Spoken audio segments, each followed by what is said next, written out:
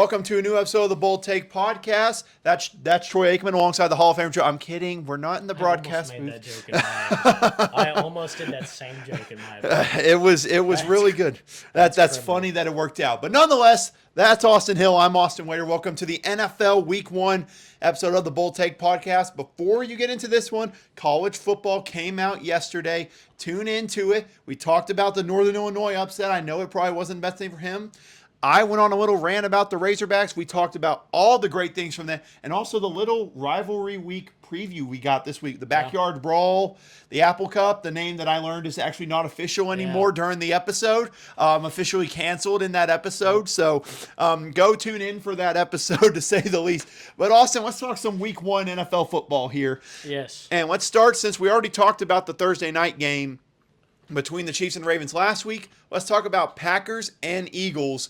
And listen, it's safe to say there's main takeaways from both sides of this one. For the Eagles, it's safe to say the Saquon Barkley signing, really, really good. Really, really good.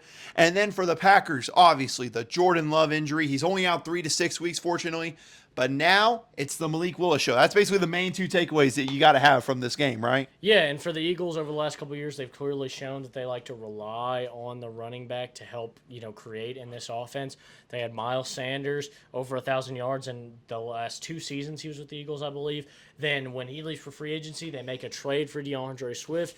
And then with this running back market, they saw an opportunity for a big upgrade with a home run in Saquon Barkley, and they got the job done. They bring him in, and clearly he's showing he's paying off. And with Jordan Love, look, the first thing I thought when I saw this injury was, boy, oh boy, I have jinxed the Packers because we talked about the extension.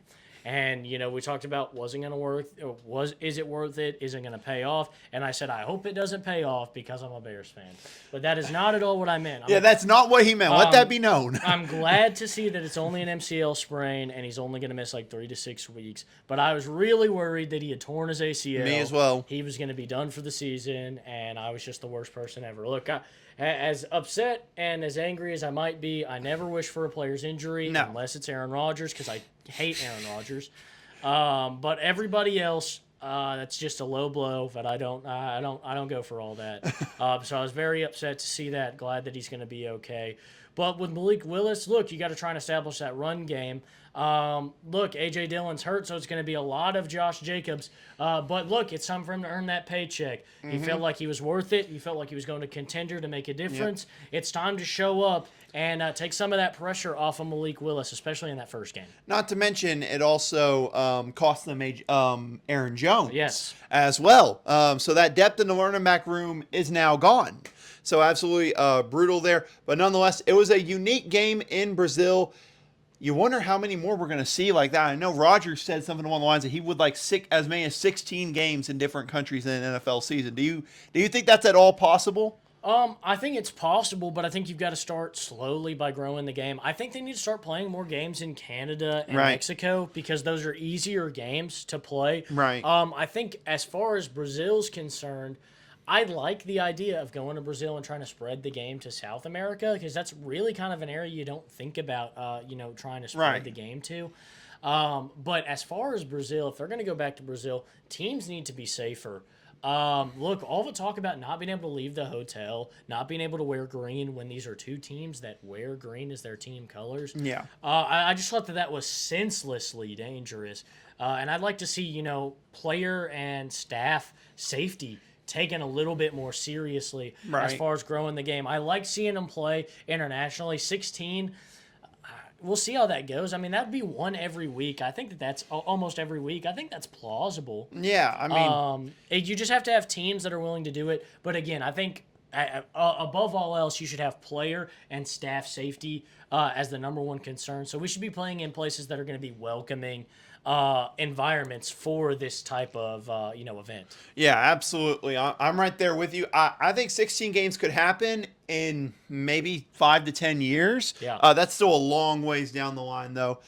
Let's get to some Sunday action. Let's start with easily the ugliest game of the week, and that was Steelers and Falcons. Steelers winning without scoring an offensive touchdown, 18-10. Thank you to Chris Boswell for coming in, making those 6 field goals, and also punting. Our punter got injured in the game. He's out for the year. Boswell had to come in and punt for us. Crazy. Man did it all for us in that game. But look, I know there's many questions, but for me, this is the exact same teams as last year, just based off this game. The Steelers' defense, phenomenal. Forced turnovers. T.J. Watt, incredible. The offense, still not good. They attacked the ball further down the field. I will give them that with Justin Fields, but there's still no attacking the middle of the field, which is a key in almost every single offense. Yeah. Nonetheless, the Steelers find their way to win games in the ugliest way possible, and they're going to ugly all the way to a 9-8 or 10-7 season. For the Falcons, though, I will say I was really disappointed in the offense. I expected better from their offense in this game. Yes, so did I. This was, a really high-profile hype team. They made the big signing of Kirk Cousins, but Cousins just didn't look that great. No, I know he he's didn't. coming off the Achilles injury, but an interesting point for you. Did you notice how, I watched a video about this, how Kirk Cousins' footing has been changed when he lines up to snap? He used to line up with the right foot back, and now he lines up with his feet even, and that kind of takes away from the mobility of a quarterback. Right. As far as I was listening, I'm not Right. I'm not a football genius, so I don't know, but that's what the guy in the video I mean, was it saying. makes sense. He said took away from his mobility. There are either two reasons for this. One, he did tear that right Achilles, and maybe he's still not comfortable with putting it back and moving on it. His mobility was noticeably even further declined in that game than already in his career. He's not known as like this freak athlete in the pocket, but he looked even less mobile in this game. And they run a lot of stuff out of the pistol, so they may have changed his footing so that he doesn't give away with his footing what he's going to do in the pistol. But either way, it seemed to hamper his ability to be mobile in the pocket and make plays. And so maybe it's an extension of the Achilles injury. Maybe it's the scheme. Maybe it's a little bit of both. But it definitely did seem to be throwing him off in this game. Yeah, it truly did. And listen, for the Steelers offense, I mean, with Arthur Smith, I mean, it was way too conservative. The offense was way too conservative. We had up 15-10. We had that interception. We're down near the red zone. Instead of trying to be aggressive and go for the final touchdown, we're just like, let's just run it. Let's kick the field goal. Our defense can win it. That might win you some games sometimes, but there has to be more aggressiveness. I'm sick and tired of these same coordinators coming in with the same conservative stuff that the Steelers always do offensively. There has to be more explosive plays. And I don't know if that's because they really didn't trust Justin Fields because it was kind of a late announce that he was starting, or if it's just Arthur Smith's offense. Honestly, I could say it's a little bit of both. Yeah, the thing I wonder is when NFL offensive coordinators are going to start trusting Justin Fields to throw the football. I'd like him to. Look, let's just take a look back at the college film. Guy had one of the best arms in college football. That's what got him drafted at number 11. It wasn't just that he was this dual threat quarterback. It was the way he played the quarterback position. The way he was able to throw the football. And look, maybe your first 2 years in Chicago, you're a little bit easy on the guys. You're still trying to figure out the team. But those last 2 years, and now going into the beginning of this season, there's no reason Justin Fields shouldn't have the full playbook down and pat. Especially, look, like you said, he was a bit of a late start.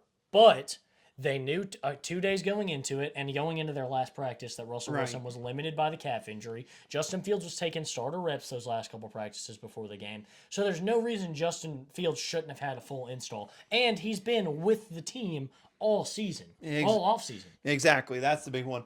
And also, I'm a knucklehead and forgot about our annual tradition of naming our biggest winners and losers of the NFL week. Shout out knucklehead me, just like I did forgetting to put our bet of the weeks into the episode. Good job there, Austin. And you got a well-deserved push as your punishment for not putting it in the episode. But let's get to that now that I can finally say that. What about your biggest winner of this week one? Oof. My biggest winner, man, I honestly think it was the Indianapolis Colts. And I know they lost their game, but Anthony Richardson looked like he has not missed a stride from last season. And he made some of the most fantastic throws I've ever seen. I know it's a little bit unorthodox, but I'm going to get with the Colts that lost their first game as the biggest winner. I think they looked really, really good and look like a competitor like they did last year with and without Anthony Richardson. Shows that they haven't missed a beat and they've done a great job crafting this team. Okay.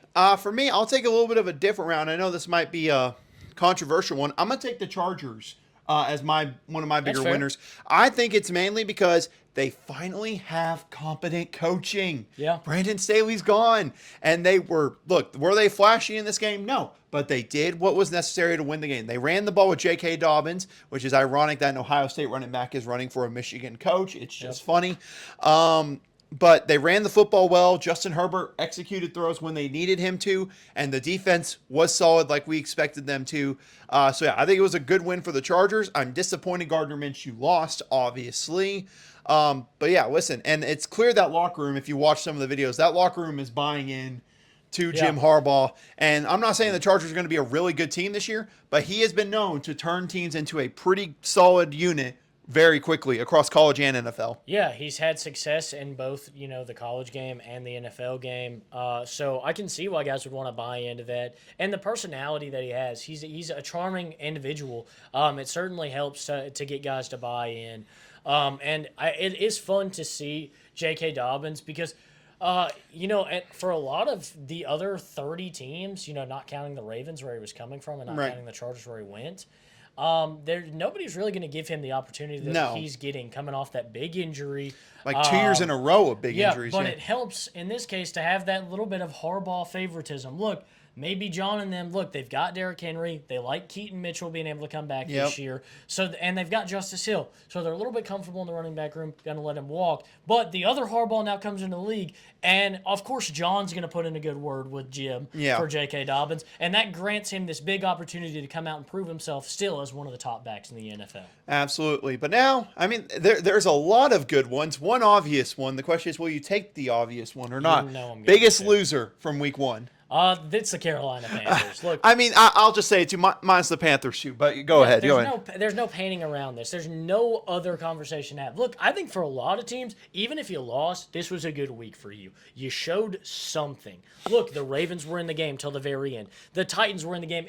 If Will Levis doesn't throw the ball right into Tyreek Stevenson's hands and throws it away, that game goes to overtime probably. Yep. Look, I think a lot of these teams made small mistakes, but things that can be improved. 47-10 is a lot more than small mistakes. This game was a blowout in the first 5 minutes of the game. I was watching the Bears game. They started to struggle a little bit at the beginning. I was like, you know what? Maybe I need to turn the game off. They don't need me right now.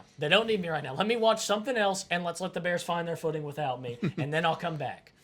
So I turn on this game, and my goodness, it was 5 minutes in, and it was a blowout. I was like, well, I guess I'm watching the Bears game again. Because I'm not going to watch the Saints sit here and take deep shot after deep shot on J.C. Horn and it be a touchdown every time. It was embarrassing for the Panthers. Look, this was supposed to be a step up and a turnaround. And look, things don't happen overnight. I think Canales needs a full season, at more than one season. You hear that, David Tepper? Full season.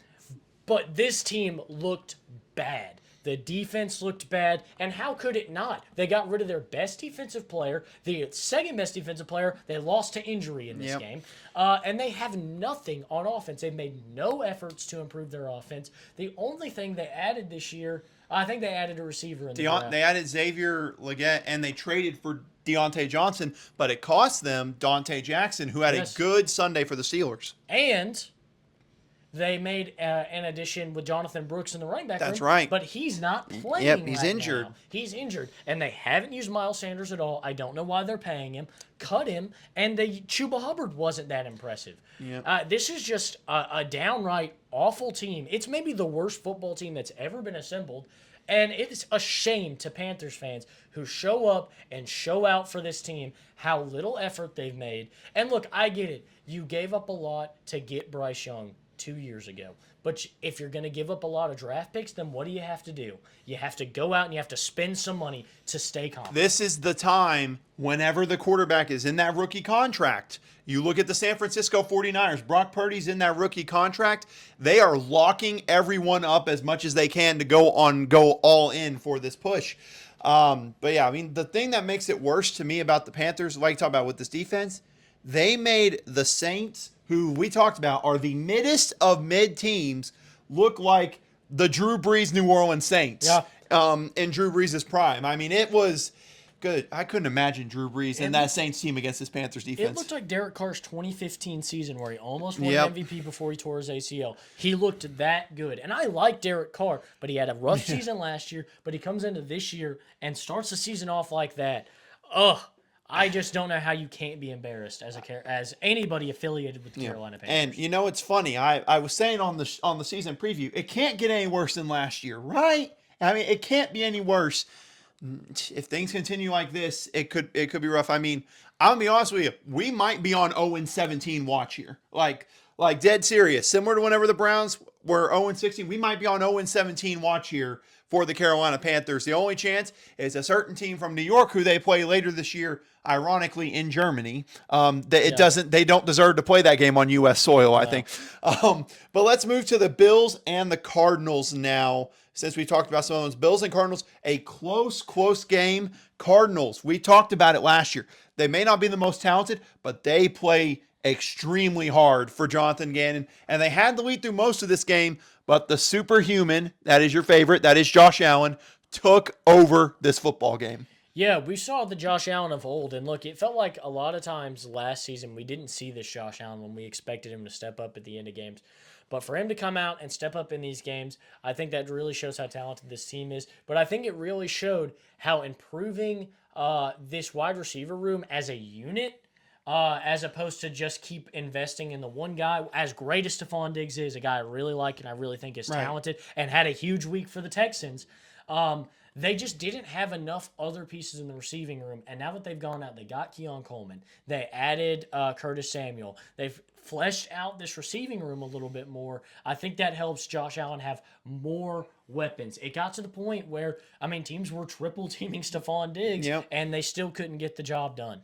Absolutely. But like we talked about, the Cardinals, again, it's a tough loss, but we keep on saying they are heading in the right direction. Young team. They just got to get more talent on that roster and also get Marvin Harrison Jr. more involved in that offense. Absolutely. And I did like the quote. I know to some people it might come off as bad, but there were people saying, why didn't the ball get to Marvin Harrison Jr. more? Talking to Kyler Murray, why didn't you make more throws? And look, there's that one play where he's wide open.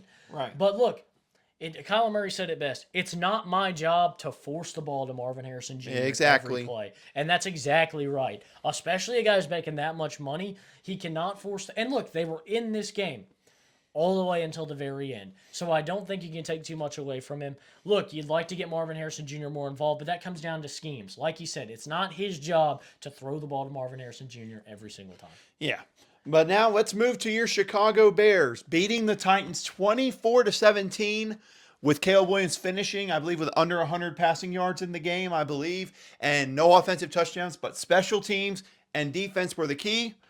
Austin, you have the floor, sir, for your Chicago Bears. Look, I was really impressed with the way this team came out. Look, we knew the defense was good coming in from last year. They really only got better, and the offense made some big improvements. I was really impressed to see how well our special teams played. DeAndre Carter was fantastic, returning punt. Obviously, we had the blocked punt. And look, Tyreek Stevenson and Jalen Johnson solidifying why they're one of the best cornerback duos in the country. And Kyler Gordon, look, he plays a lot of slot corner. He doesn't, get the big flashy wide receivers, but he shut down the slot. He also had a fantastic corner grade. This cornerback room, all drafted by the Chicago Bears, has really turned out exactly the way they wanted these guys to look. And look, Jalen Johnson solidified the game with that interception to close it out. Tyreek Stevenson got the interception to take us over. Look, the offense showed the biggest struggles, and that really came down to Caleb Williams. Look, his pocket presence in college wasn't always great. His offensive line wasn't good, and he's having more of those issues in Chicago. Look, the offensive line right up the middle, our center is terrible. He's bad. But Caleb Williams has got to learn, and look, it's part of the curve as a rookie. He's got to learn that sometimes you've got to throw the ball away. Live to fight the next play. He took 2 huge sacks that pushed us out of field goal range in this game that really killed drives when he could have thrown the ball away. or even just not run so far back and taken a sag, and we would have stayed in field goal range and gotten some points out of these drives. I think that's something he's obviously going to get better. He's going to get more opportunities to throw the football, but he did his job. He didn't turn the ball over, and he allowed, even on those drives where we knocked out of field goal range, he allowed Torrey Taylor to pin teams deep. This team showed great resilience. I was really impressed with this team and how they locked in the second half and got the job done. They were down 17-0. They decided 17 was enough points, and they came back and won this game without scoring an offensive touchdown. Really impressed with the resilience of this team. And when Caleb Williams gets locked in and improved, man, this is going to be a scary team. Yes, it is. And I will say, I almost did take the Titans to cover. I'm really glad I did not after that second half. Listen, I had high hopes for that Titans defense. Titans defense did its job. Titans defense went out and did its job. The offense and some questionable decision making by Will Levis is what cost them this game against the Bears. But I will say, I was still, both sides, there was a lot to, I think, really like it for both sides. Absolutely. That's what I said. A lot of these teams this week, whether you won or lost, you had a lot of good positives to take away at the beginning of the season. Yeah. For one of these teams in this next game, maybe not as many. The Patriots stunning the Cincinnati Bengals 16-10 in week 1. And listen, for people who know the Bengals, they don't show up early in the season. It is just a thing that has happened since Zach Taylor, one of the most overrated coaches in the NFL, continues to let happen. They're never ready to go whenever the season starts right away. And it cost them. And obviously, T. Higgins being injured cost them as well. Yeah, you're never going to let that. No, I will never let it go. Never will let it go. Never going to let that go. Not until he's fired. Not until. But yeah, I think that, look, they had trouble getting the job done. And look, the Patriots came out. And look, if Jacoby Brissett can do this is going according to plan for them. Yep. If the Patriots can let Drake May sit and get comfortable in this playbook, and Jacoby Brissett can lead this team to victories. Oh my! It's perfect. This is the perfect plan for them, for him to come in mid-season with a winning record for the Patriots. Obviously, we'll see if that continues. But yeah, the Bengals have got to learn to find their footing, and they've got to do it fast. Certain team they're playing this week going to be a pretty good one. Yeah. So look, there's a lot to be hopeful for. But you got to see Joe Burrow, Jamar Chase with bigger, improved roles. Yeah, and you got to we got to hopefully get T. Higgins back involved because there's already a lot of questions there. But for the Patriots, like you mentioned, it was good. Ramondre Stevenson had a great game. Yes. As I benched him in fantasy for other running backs. I started him in fantasy. Saved me. Good choice, sir. But solid for the Patriots, like you said. If Jacoby Brissett is going out and just winning them games while letting Drake May learn the playbook, it's a perfect situation for the Patriots. Texans and Colts, we've already kind of talked a bit about the Texans, talking about what Stephon Diggs did. But, man, oh, man, I tell you what, Joe Mixon, to me, was the X factor in their game against the Colts. This was a fun division matchup going head-to-head. Someone just had to lose this game between these two young, fun quarterbacks. Yeah, absolutely loved this game. I love the way Anthony Richardson played. But like you said, Joe Mixon really showed up. His last couple of years with the Bengals after the Super Bowl run, it seemed like, the money he was making just wasn't worth it with the way they were trying to build this team. And he comes out in his first game with the Texans and says, hey, I'm not done yet. Yeah. I've got some more juice left in me. And he really played fantastic. I had him and Ramondre as my starting running back. Oh, my gosh. Tell me you won this week, right? I won. Okay, good. Time. If you hadn't won with those two as your running backs, I would have been very disappointed. Yeah, Trevor Renfro got the poor end of that one. My wide receiver room cost me. Mike Evans was my only receiver that showed up. Amon-Ra St. Brown didn't get the football hardly at all. T. Higgins was a late scratch, so I had to go with my backup wide receivers. And I didn't start Christian Watson because I thought T. Higgins was going to play. And Christian Watson had a decent game for the Packers.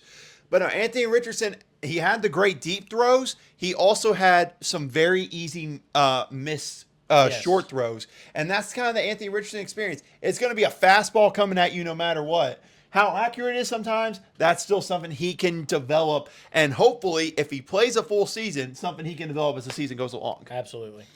But now Dolphins and Jaguars. And before you ask, no, we are not talking about off the field stuff with Tyreek Hill. Yeah. All I got to say is that it was messed up. That's all I got to say. Yeah, it made me sick watching those videos. But Dolphins, Jaguars, the game. These are two teams that couldn't finish the season well at all last year, and well, they kind of played like they did to end the year in this one. Jaguars started out so strong and in control of this game. It felt like had a 10-point lead. Travis Etienne's going to go in for a touchdown to make it 24-7, fumbles it in the end zone, and really Miami took control of the game from that point. Yeah, and that's really kind of been a staple of Travis Etienne since he's gotten to the Jaguars. It's not making mistakes necessarily. It's making mistakes in the biggest spots. Yeah. When they really need him to just hold on to the ball and get down to the ground or score a touchdown. It just comes loose. And look, that's just unfortunate. But, you hope at this point he could get over that hump and stop turning the ball over so much. But look, the Jaguars had this game. There's not a lot to hang your head on. Ball security is something they're going to work on in practice. But look, if they can play every game like this, they're going to win a lot more than they lose. Yep, hopefully, as long as both teams know how to finish a season. But, I mean, Miami, you're going to get a quick test tonight as we're recording this on Thursday, playing the Bills on Thursday Night Football. We already talked enough about the embarrassment that is the Carolina Panthers. So let's talk about another embarrassment. That's the New York Football Giants losing 28-6 to the Sam Darnold-led Minnesota Vikings. And Sam Darnold was incredible. Don't forget Sam Darnold, Bold Take podcast legend. If you know, you know. Furman. But for the Giants, I mean, this was just as big of a disaster as you could have. Probably, I don't want to say it was, but probably one of their best chances at winning a game early on in the season.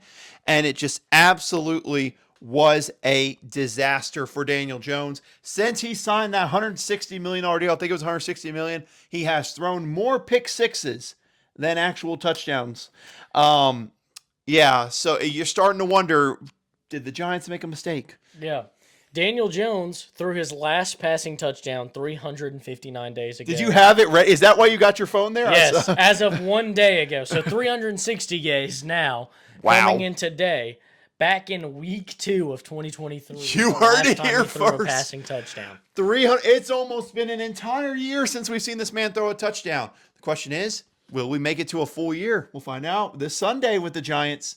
It'll be close. Yeah, and look, for Sam Darnold, I don't want to say I told you so, but I said Sam Darnold could use this year as a career resurgence year in the similar vein to the way Baker Mayfield did with the Buccaneers. Now, I don't know that, obviously, I think they want J.J. McCarthy to be their quarterback of the future. But this could be a tape for somebody else who's maybe looking to get a quarterback. Maybe the Raiders, if they can't get a quarterback in this draft. He'd be a guy that could slide in and be their new starter. Exactly.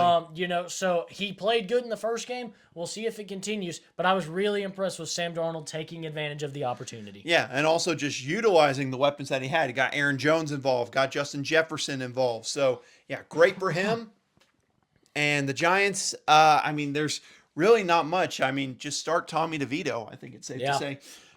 But for bias reasons, we already talked. The Chargers win over the Raiders. Let's talk about Seahawks over the Broncos, 26-20. Of course, this was heartbreaking for me. And looking at that, the closing line was Seattle -6.5. I will go ahead and take my L for the week. I will man up and take the L. I did not know that it closed at 6.5. Had I known that, I would have done would have counted as a loss right away. But for Seattle, they started this game out super sluggish. There were 2 safeties in the first half of this game by the Broncos. This was a 9-8 game at one point, but the Seattle defense in the second half was the difference in this football game. Yeah, really impressed with Seattle. Look, they know they have a chance to make the playoffs and keep contending. And that's what they've got to do. They're taking advantage of this opportunity that they have with Geno Smith as quarterback. They know they've got to compete because, look, let's face it, it's not an unlimited amount of time that they're going to get with Geno Smith.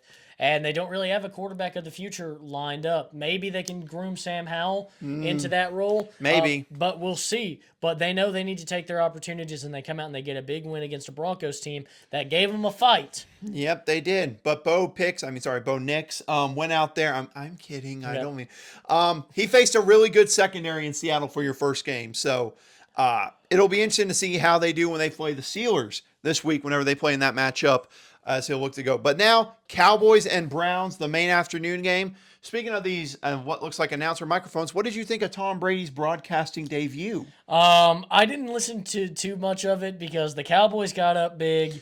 That is a very fair point. I didn't really. I don't really like watching the Cowboys in general, so I didn't watch this game. This was probably my most favorite hate watch I have had in the longest time of this game. I enjoyed this because as much as I don't enjoy seeing the Cowboys be successful, I really enjoyed seeing Deshaun Watson play terrible in this game and show that absolutely there was a mistake made, because the quarterback that he replaced, that is now in Tampa, is having some fun with a cheaper contract and also just a better overall player in the game.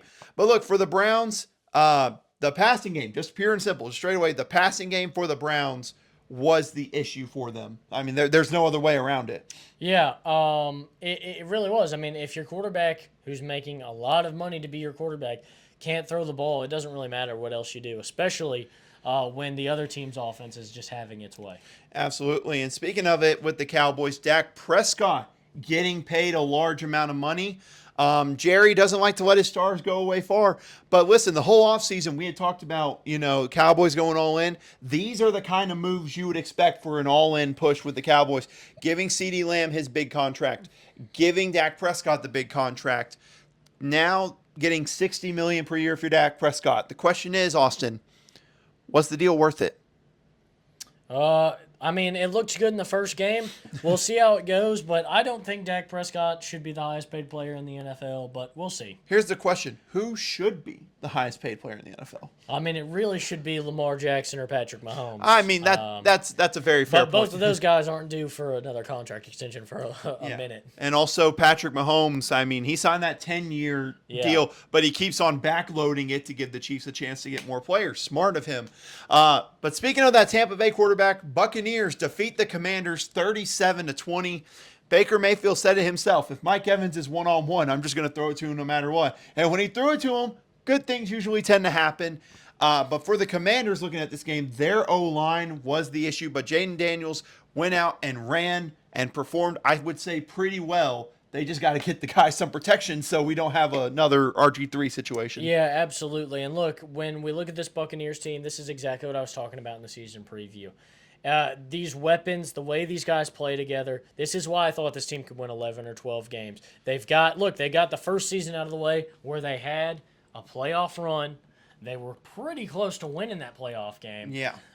So, really thrilling. Now they know each other. Now they get to come out this year and have some more fun and some more execution. Yeah, and playing Detroit this weekend, so that'll be a fun matchup. And speaking of the Lions, barely escaping the Los Angeles Rams on Sunday Night Football, 26-20 in overtime.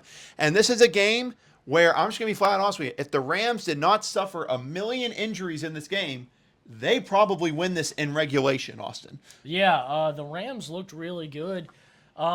Jared Goff just kind of made some great throws down the stretch at the end of that game to get them into field goal range. I was really impressed.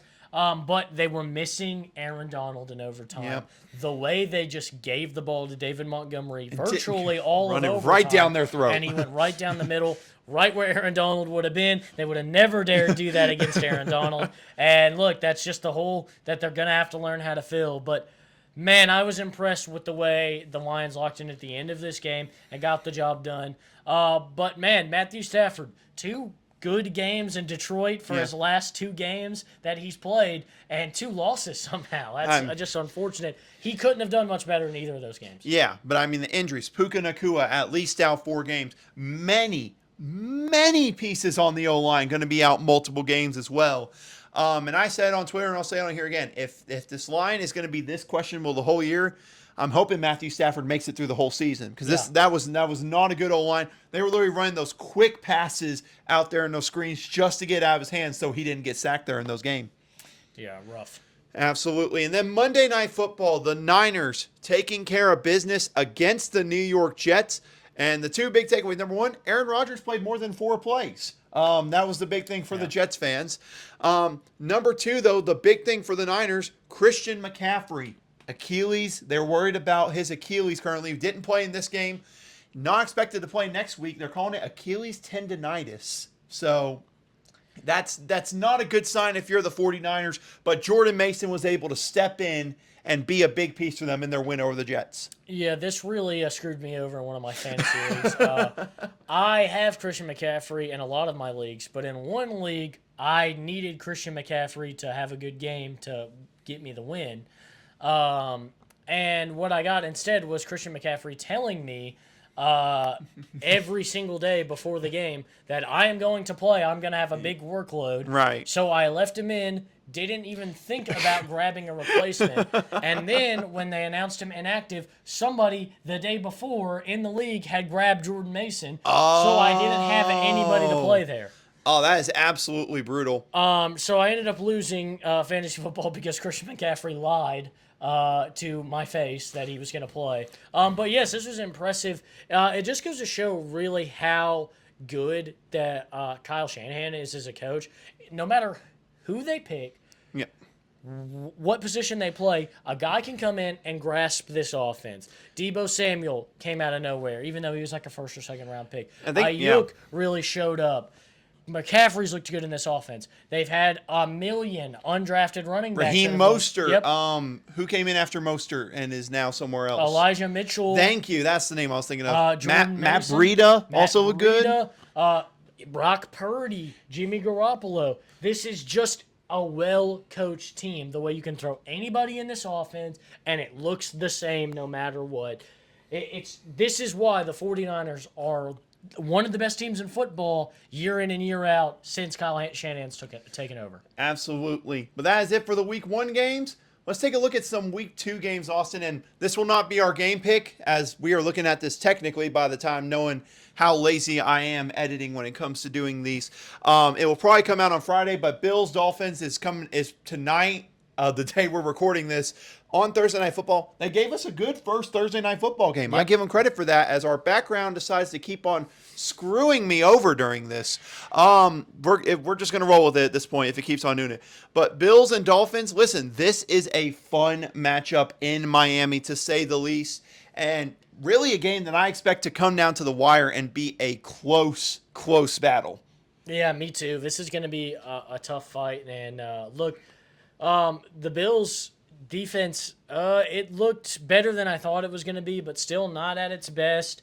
And the Dolphins' defense didn't do them any favors either. Both won close games, one-possession games.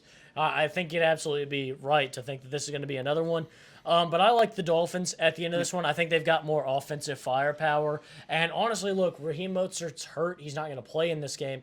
I actually like that in the favor of Devin Achane. And he's also questionable for this game, so he might not even play. If he plays, this is going to give him more opportunities, which, as somebody who's been a big Devin Achane believer in fantasy football since last year when I drafted him in all my dynasty leagues. Smart man. Smart man. I believed in what he could do in this offense. I think getting him on the field more actually helps this team because he's a little bit more dynamic than Raheem Mostert. So I like the Dolphins in this game. I think their firepower is going to be a little too much for that patchwork secondary for the Bills. Absolutely. But we are not going to go through every single game here. We're going to go straight in some of our game picks, and then don't worry, the bet of the week will be in here this week. That's the plan. But let's start taking a look at this 12 o'clock slate. There is a lot of interesting games, to say the least. But let's start with one. It's going to be going down between the Saints and the Cowboys at Jerry World. It's going to be a fun one. Will we see the Saints offense continue to look as good as they did against the Panthers, Austin? No, I think that defense is going to have similar success as it did against the Browns. Look, the Saints have had trouble the last couple of years keeping their offensive line healthy and keeping their offensive line in good shape. They looked good against the Panthers, but the Panthers also had their two best defensive linemen from last year off the team. Brian Burns has been traded to the Giants, and Derek Brown is injured and out for the season, if I'm correct. Yep. So, that defensive line was terrible. This is a way better defensive line with one of the best defensive players in all of football, Micah Parsons. I think there's going to be a lot more damage done. I think we can expect to see a similar performance for the Cowboys as they had last week. I think it'll be a little bit closer, but I think this defense gets the job done and wins this game for the Cowboys. Yeah, I'm right there with you. I mean, just to see what the Saints offense can do to top it. Although they do have new offensive coordinator Clint Kubiak, Gary Kubiak's son. So that'll be interesting to see how he does against this Cowboys defense. But to me, the best game of this 12 o'clock slate, without a doubt, Buccaneers and Lions. It's going to be a fun one in Detroit, just like the divisional round game last year. Listen, we know they played close last year in the regular season. They played close in the divisional round. They both look good in their week one performances. What are you expecting in this one, Austin?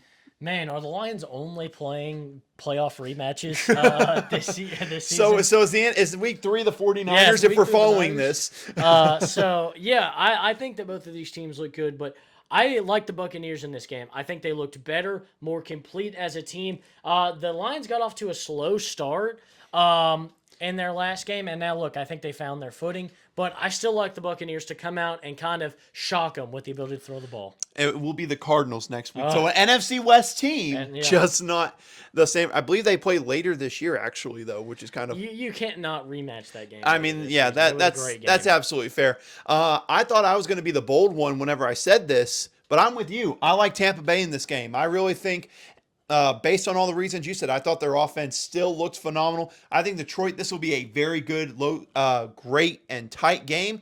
Although I think with Detroit, one thing I've noticed with Dan Campbell, after they have big wins, sometimes the next week they take their foot off the gas. They come out a little deflated. Yep. So I could see the Buccaneers coming in and maybe just stealing this game in Detroit. Now, will the Lions still be a really good team? Probably one of the best in the NFC? Yes.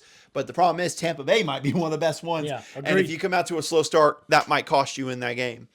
But now let's take a look at some of the games going on in the afternoon slate. And obviously, let's start with this one. The Bengals and the Chiefs. The rematch everyone wanted. Everyone thought we were getting late in the season last year. They put it at week 2 this year so they could get Joe Burrow versus Patrick Mahomes actually happening. You can't convince me otherwise. I think there's enough said. Two teams that have become bitter rivals the last couple of years in the AFC. And the Bengals really coming into this game, they really have nothing to lose after their terrible performance last week against the Patriots. I'm interested to see what they do against this Chiefs team. Yeah, and this game is in Burrowhead, so you know it's going to be hotly contested. Chiefs fans now are hunting you down after that statement. But I like the Chiefs in this game. I think they looked good to open up the season. They've had a little bit of extra rest. Look, the Bengals kind of up down questions about who's going to be in this game, who's not going to be in this game. And look, if T. Higgins can't play in this game, really limits their offense. Obviously, they lost Tyler Boyd this offseason. No T. Higgins. That leaves Jamar Chase as really the best passing option, which he always is, but almost the only option passing the football. So Joe Burrow and the others are going to have to get it done, and I just don't know if they're capable of that. Patrick Mahomes has shown he can make anybody look good, and Xavier Worthy looks really explosive in this offense. Looks like what Kadarius Toney was supposed to be, that Tyreek Hill replacement. Now that they've got it in Xavier Worthy, I'm very, very impressed with the way the Chiefs look. I think they're going to come out and have a big win against the Bengals. Yeah, I was tempted to go with Cincinnati, but I think, honestly, something that I don't think enough people are talking about, Joe Burrow will miss Joe Mixon this year. I think that's something people need to look at. Not having that go-to running back in the running game and the receiving game. Yep. I think that could cost them in this game. I think they could keep it close, and I wouldn't be surprised if they won, but I'm going to take the Chiefs with you. I also think you got to remember Jesse Bates as, again, I'm going to strangle this iPad once we're done here. I can't show that, but it will be strangled after this. I do think that the secondary for the Bengals, remember, they had Jesse Bates back there, not there anymore. You wonder about their corners, how they can defend Xavier Worthy along with Travis Kelce. I mean, you saw it on some of the plays in the Ravens game. If the eyes for Mahomes are looking at Xavier Worthy, 3 guys are going that way. Travis Kelce's wide open in the middle of the field. I think they'll win that game. And Rashee Rice still shouldn't be on the field, but that's a totally different story. Now another afternoon game that I think will be an interesting one, especially based on everything that's happened. Cardinals and Rams. The Cardinals actually a 1-point favorite over the Rams in this game. I know that's what made me want to have us pick this one, because you wonder if all the injuries for the Rams, the Cardinals, we know they play tough, but if there's a team they have struggled against, the Rams have had their number the last couple of years. Yeah, and personally, I still like the Rams in this game, even with a lot of the injuries. I just think the Cardinals kind of lack the defensive line to be able to take advantage of an injured offensive line. Right. And I think a full week of practice for the guys that are going to be filling in for the injuries. I think Cooper Kupp is still going to have a great game. I think this Rams team is still going to be hard to stop. I think the Cardinals will be able to keep it close with some of these injuries, but I don't know that they have the pieces to take over and win this game. Yeah. I'll be the fool. I'll take the Cardinals in this one. That's fair. Somebody had to. Listen, and it's totally not because I have Kyler Murray in a lot of my fantasy leagues and I want him to do well. Totally not. No, I'm kidding. Listen, I think that the Rams' injuries on the offensive line will hurt them, but I do expect them not to be able. The Cardinals, I really don't know what to expect from their pass rush. If they're able to get after Matthew Stafford, this could be a quick and easy win for the Cardinals. But it comes down to that Cardinals pass rush and what it can do. Because let's be honest with you, that secondary, they only got to mainly worry about Cooper Kupp, but that is not a good secondary that the Cardinals have. But now, let's get to Sunday Night Football featuring this man, Chicago Bears, and the Houston Texans, a matchup of Caleb Williams and C.J. Stroud, two maybe of the future faces of the NFL, going toe-to-toe in prime time. What are you hoping to see from your Bears in this game? I'm looking to see the offense look a little bit more explosive. I'm hoping Caleb is a little bit more comfortable running the offense. But I'm going to go with the Texans in this game. Look, I don't often pick against the Bears on this show, but I'm trying to have a more realistic approach to the season for the Bears. That's good. And I think that the big thing in this game that's going to hurt us, I think the defense is going to play great again, but C.J. Stroud is talented. This is a talented offensive unit in Houston, and right. I think that they're going to be able to take advantage of our mistakes better than Will Levis was able to do with their group. So I think even if this defense plays near perfect, I just don't know that our offense is going to be able to rise and shine to the occasion. I think the Bears will keep it close, but I think the Texans have the offensive firepower to, at the end of the game, step up and make the big play and at least get in a field goal range to put it away. Yeah, this iPad is dead. It is dead to me. Similar to Sam, it might as well be dead to me. Yep. But no, for me, I'm just going to leave that up because we're about wrapped up here. If you got a problem with it, you can deal with me. But this game, I'm going to take the Texans as well. I think the Bears defense can keep it close. My issue with it overall, though, is, again, I think Caleb Williams just needs a bit. And we talked about this. It will take some time to develop him and get him used to it. You won't be able to do those scramble like he did in college and get away with it against NFL talented players. So, yeah, I'll take the Bears there. And just for the fun of it, we'll do Monday Night Football as well. We got the Falcons and the Eagles going on in Philadelphia. What are you thinking here? Are you thinking the Falcons have a bounce-back performance here? It is Kirk Cousins in prime time. Let that be known when making your argument here. I think that they'll look better and show improvements. I think Kirk Cousins is going to get more and more comfortable in this offense. But I think the Eagles, look, they had a hot start, excited start. They like the way they look. I think they're going to ride that hot hand. With the vibes going good in Philadelphia, I think that they're going to get another big win. Yeah, they should. I will say, similar to what we talked about, the Eagles somehow lose some games that they maybe shouldn't early in the year. You wonder about Nick Sirianni's future. I think you see that motivation come out. Plus, I still don't know. I still think the Falcons' offense might have some ways to go. I think the Eagles can take care of business in this one. But it is time for the first time on an NFL episode this year. Yeah. But the second week, we have our bets of the week for the NFL. Austin, congrats on your under pick for Raiders-Chargers. Very well done. Was a phenomenal pick and worked out very well. What you got to follow that up this week? Flashes of last week. I'm going to go under 36.5 in the Steelers-Broncos game. You son of a gun. I don't even think it's going to be so much that the Steelers are going to have a problem, but I just think Bo Nix still feeling it out. Kind of the same things we're saying about Caleb Williams, about Drake May, Jaden Daniels. Obviously, Drake May isn't playing for some of these reasons, just, inexperience. But look, the inexperience is going to keep these guys lower. They're not going to come out and shock right away. Right. They have to develop. And so I think there's still going to be a developmental period. He's playing against one of the better defenses in the NFL. And it seems like unless the Steelers change their mind, they're not going to trust Justin Fields to be the quarterback that he is. I think the Steelers win this game, but I think this game's going to be under 36.5. Well, okay. Congrats on taking my pick as well. I had a full speech ready where you have to go back to the basics after the loss, and you take Steelers under. Listen, Steelers under the last 2 to 3 years has made me so much money. It's it is so incredible. easy on this podcast. It truly I that's why I try to be different and give you someone's different ones. You know what? I'll give you another one since we have the same one.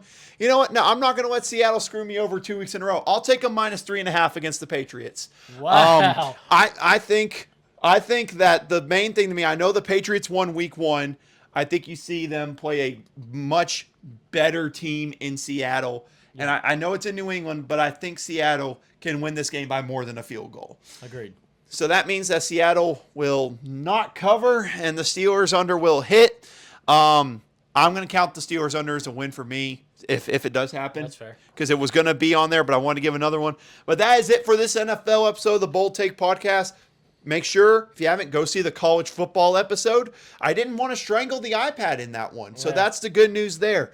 But tune in next week. We'll have more coverage of NFL, more college football. We're going to have it for you all year long. Hop along for the ride. Subscribe. Yes, I am doing the shameless plug. Subscribe for the more content here on the Bold Take Podcast. Follow us on TikTok as well. We're going to have plenty of content coming out for this next week. I already have some funny ideas for it, actually. So this will be interesting. Also, follow on Instagram. Get on the Twitter. I don't care if it's called X. Follow us on there as well. Join us for what's going to be some fun football over the next couple of months. But that is Austin Hill. I'm Austin Wader. We want to thank y'all for watching.